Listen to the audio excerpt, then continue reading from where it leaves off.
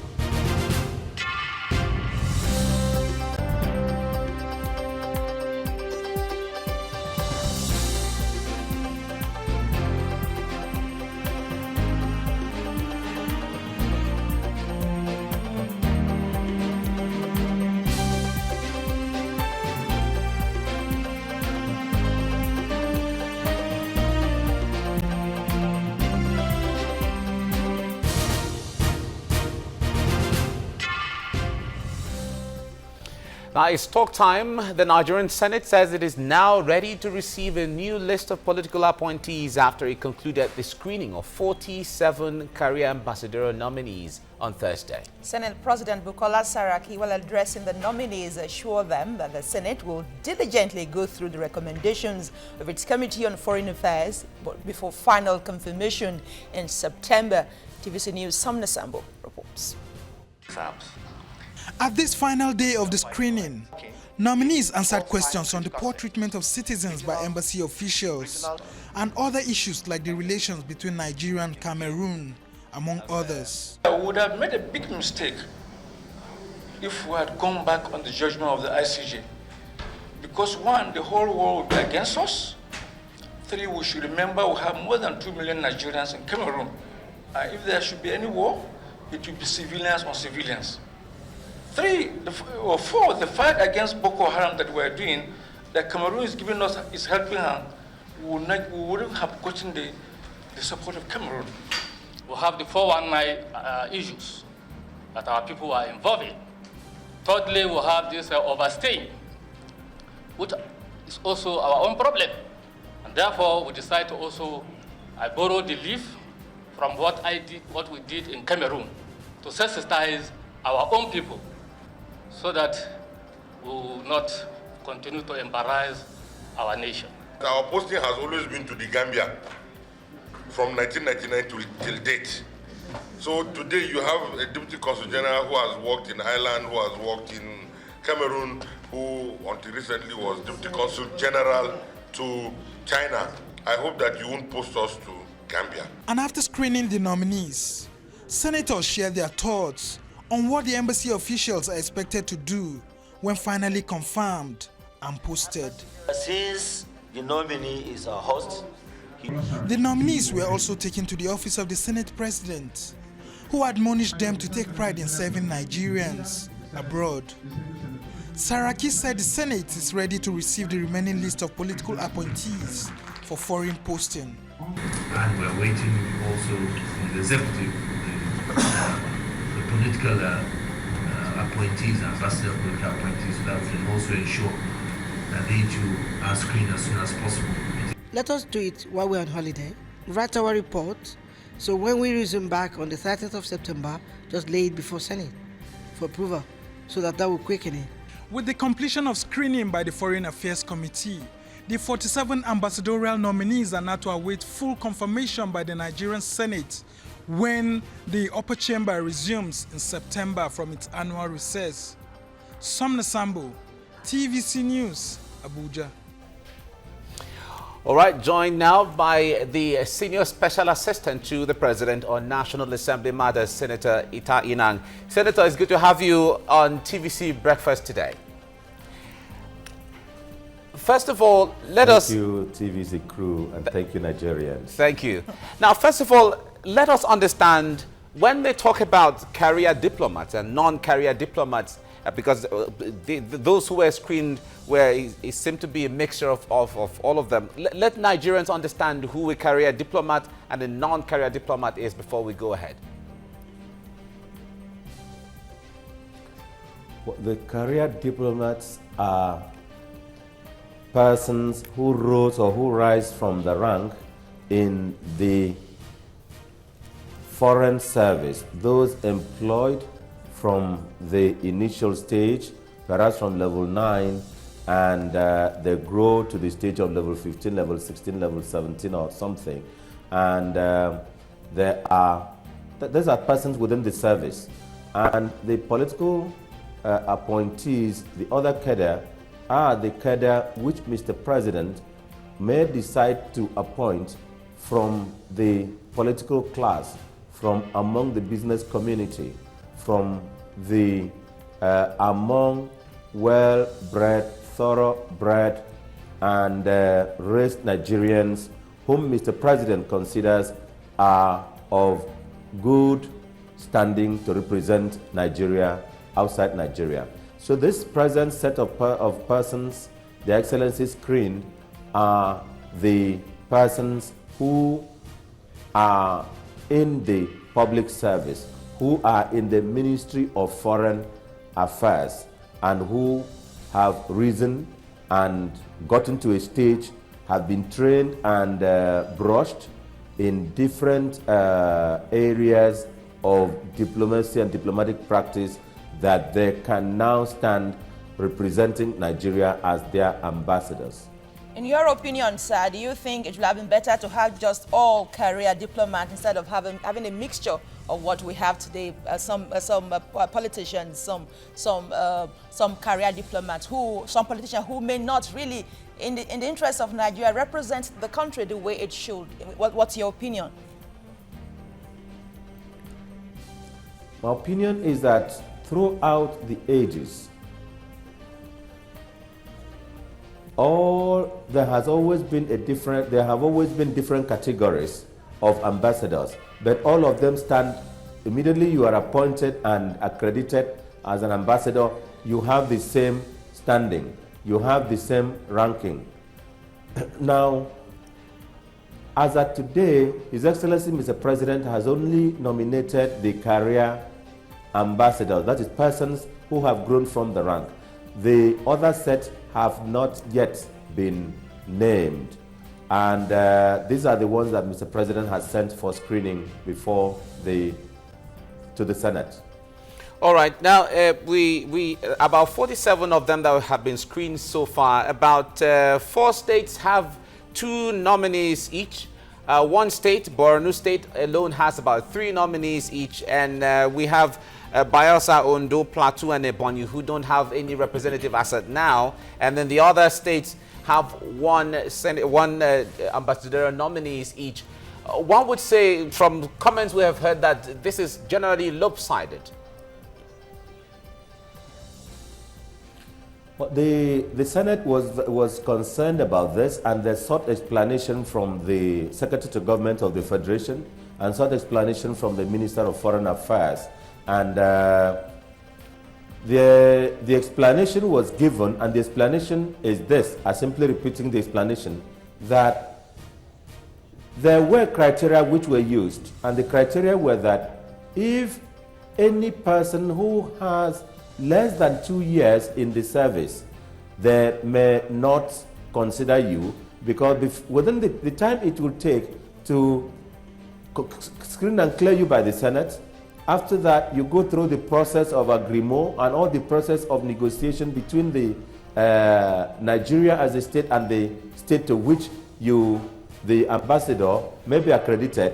It may give him a very short time to serve before he retires, because as a career diplomat, a career ambassador, you cannot exceed, at least to the limit of my knowledge for now, at the age of your retirement. Okay. Unless at the pleasure of Mr. President.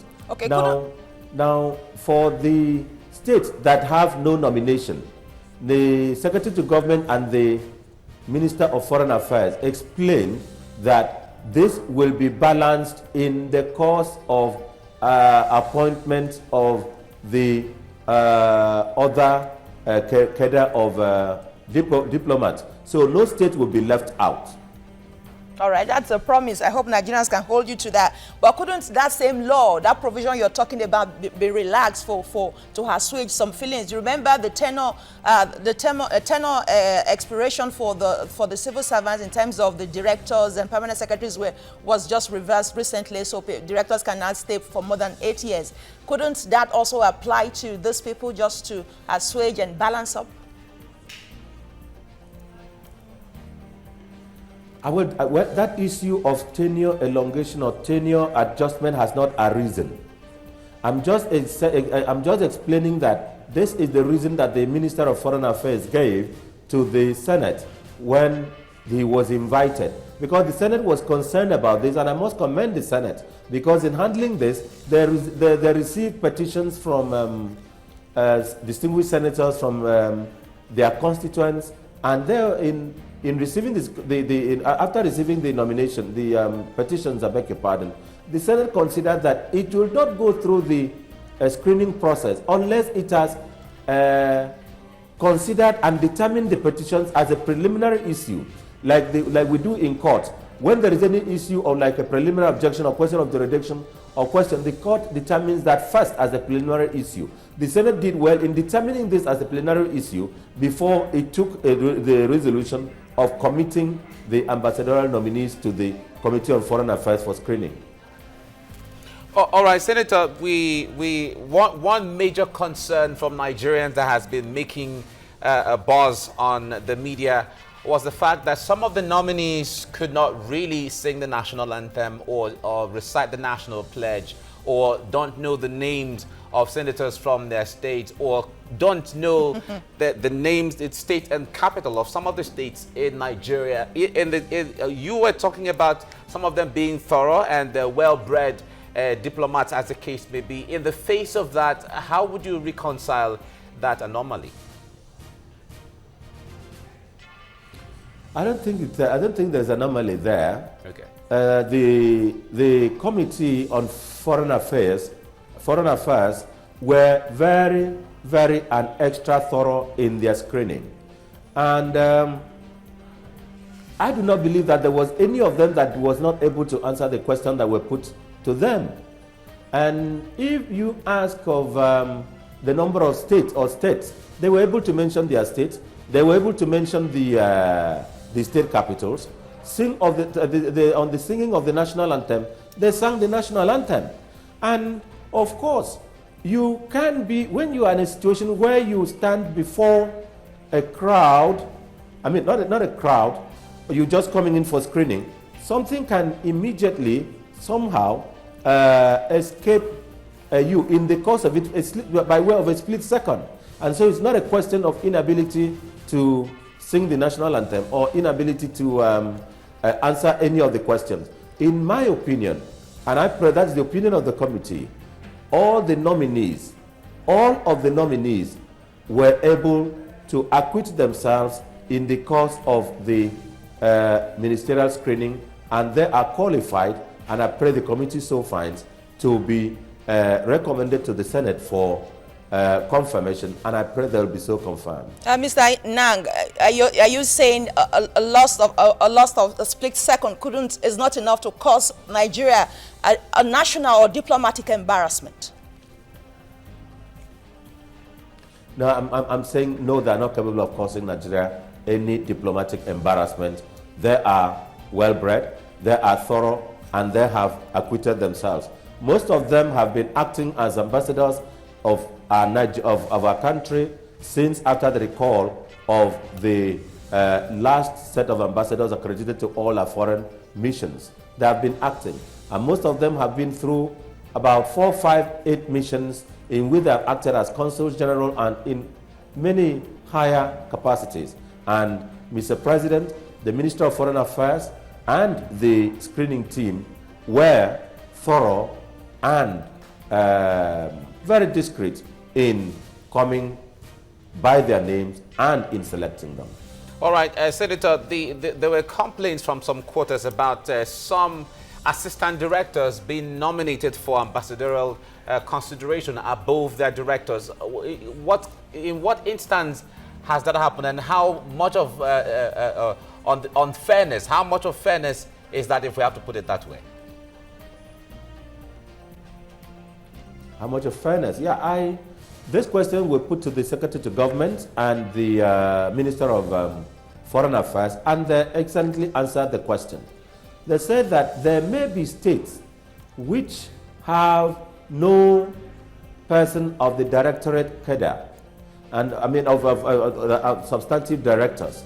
And some of the substantive directors from those states may be retiring within a year or less than 18 months.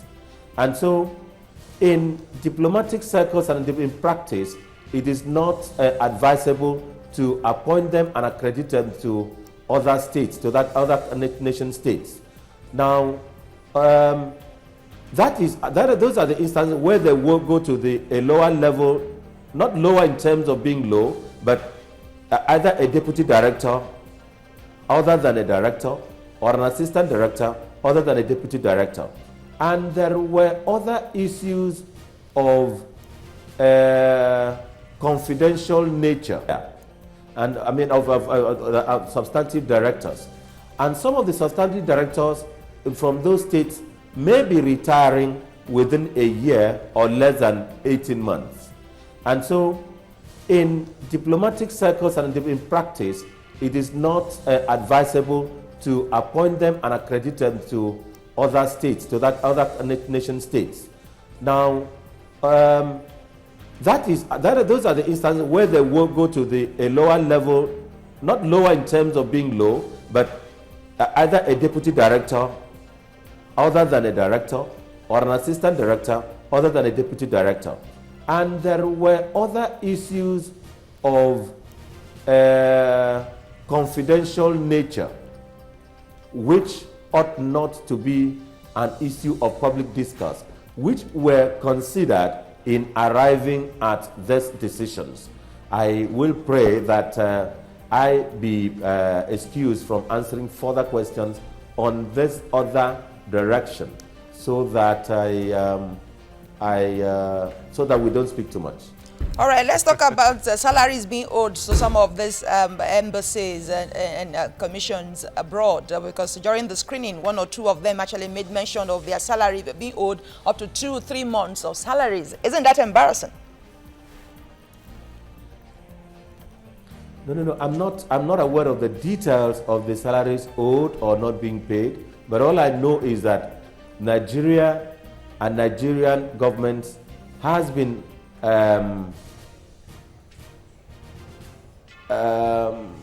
fulfilling its obligations to our public servants within Nigeria and our obligations to our public servants, ambassadors, and our missions abroad as and when due. And I believe that when we interviewed, when the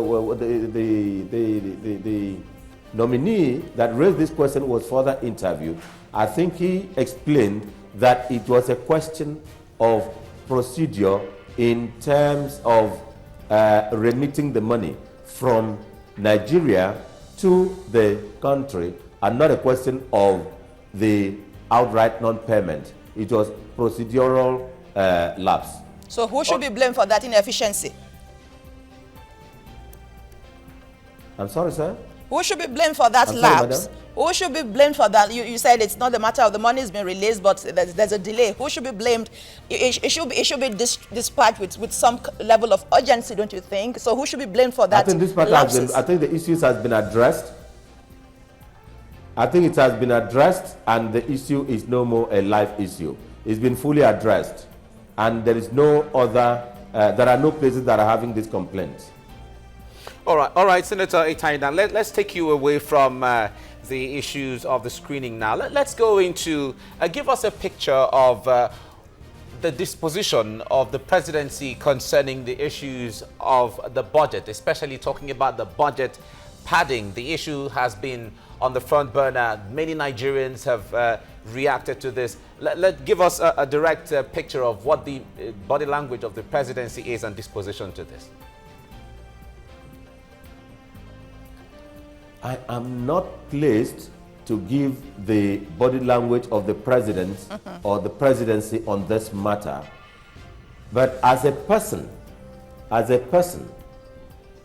I believe that this is a matter within the jurisdiction domestic to the legislature, and it will not be appropriate for me to get onto the arena of the matter now, because I am liaison officer of the executive and Mr. President to the National Assembly, and I do not descend into the domestic matters within the domestic jurisdiction of the legislature. Okay, but there are reports that the DSS has sealed up the appropriation committee room. Can you, is that proper? Is that right? I am not aware of that. I will not comment on a matter I've only read on the media and on which I have not been, of which I'm not fully aware of. I have not been to the location that you are mentioning, and having not been there, and that not being a matter I can speak on, I think I'll be very economical. Okay, now let me bring an issue maybe you can speak about now. We've had a guest in here, especially from issues at the National Assembly. Now there's this talk about the executive and the legislature. You are the liaison officer. Tell us about the harmony between the National Assembly and the executive as it is right now. We've had party members say that the party is not comfortable with the National Assembly the way it is composed, and is not working in tandem with the presidency or the executive, as the case may be. What's your take on this? I'm sorry, I didn't get the question correctly, sir. All right, I am saying that the party members, the political party members, have said that the leadership of the National Assembly are now working in harmony with the executive and the presidency. What's your take on this? In my personal opinion, as a liaison officer, I believe that all the measures of Mr. President forwarded to the National Assembly have been properly attended to by the Senate and the House of Representatives constituting the National Assembly. Mr. President submitted the budget, went and laid the budget before the National Assembly. It was considered in time and passed. Then Mr. President sent the list of ministerial nominees. It was considered and passed within record time. The members even sat beyond the time and suspended their vacation and considered it. Mr. President sent in the bill on several matters. He sent in the list of ambassadors, and the senators have committing the list to the committee. The committee members have also suspended their vacation and are attending to it. If you go to the National Assembly today, tomorrow, and throughout the week and in weeks to come, you'll have a schedule of what the members will be doing throughout this vacation. That means that for this vacation, the annual legislative vacation, the senators and members are only taking vacation from sitting in plenary. They are sitting in committees. Mr. President has submitted the list, the budgets of 38 statutory agencies: the Central Bank of Nigeria, Nigerian National Petroleum Corporation, NNPC, the Inland Revenue Service, budget of the National Communications Commission, the Universal Service Provision Fund, the budget of Nigeria Railway Corporation, Nigerian Television Authority, Federal Radio Corporation of Nigeria, about 38 of them.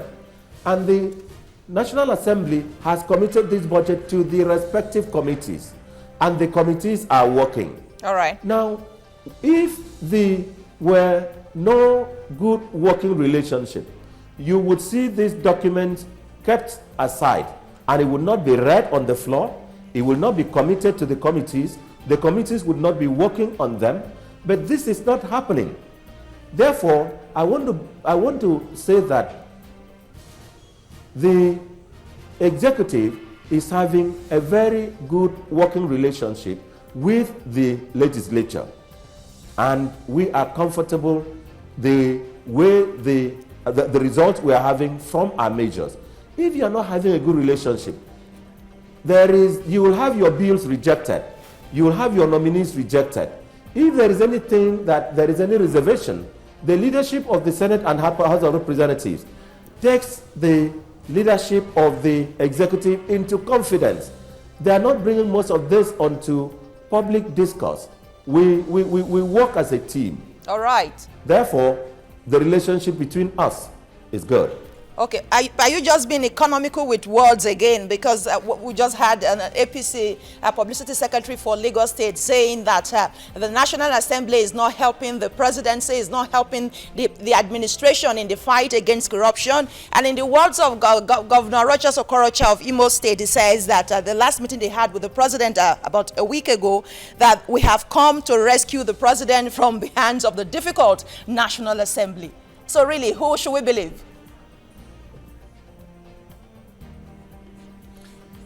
I am the person on the beat, and I feel it, I see it, I know it, and I can speak on it. But I will not say that there may be, I will not say of any undercurrent which has not come to my notice.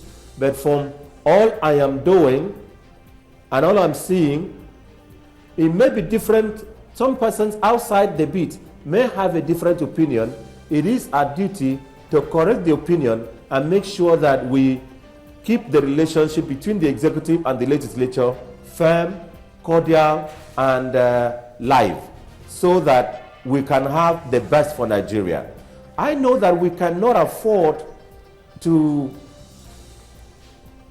have some discord, and we are working such that we don't have a discord. Okay, those certainly are the ideals. But let's get to the issue of the composition of the leadership of the National Assembly. You are a member of the ruling APC, and APC leaders and APC members have come out to say that they are not comfortable with the composition of the National Assembly's, the principal officers, especially when you have the Deputy Senate President from the opposition. What is your take on that?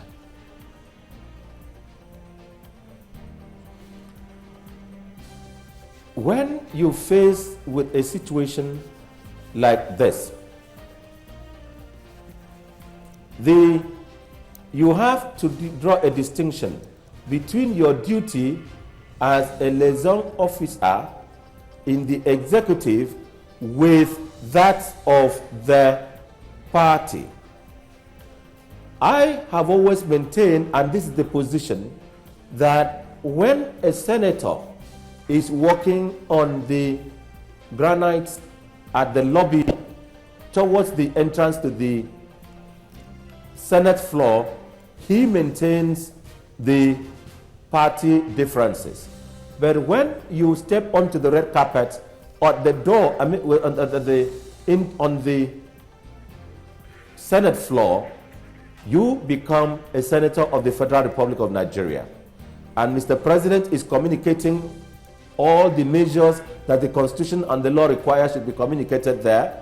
I will not go into the details of that which I should work to encourage good relationship. All right, Senator Ita Enang, Senior Special Advisor on National Assembly Matters to the President. Thank you for talking to us on TVC Breakfast. Thank you for coming, sir. Thank you for inviting me, and thank you for having me for the first time. Let me apologize to you that you've invited me a few times, I'm unable, and thank you for having me on a debut. I hope we'll Good see morning, you again. Nigerians. And we hope to keep having you on the program on issues.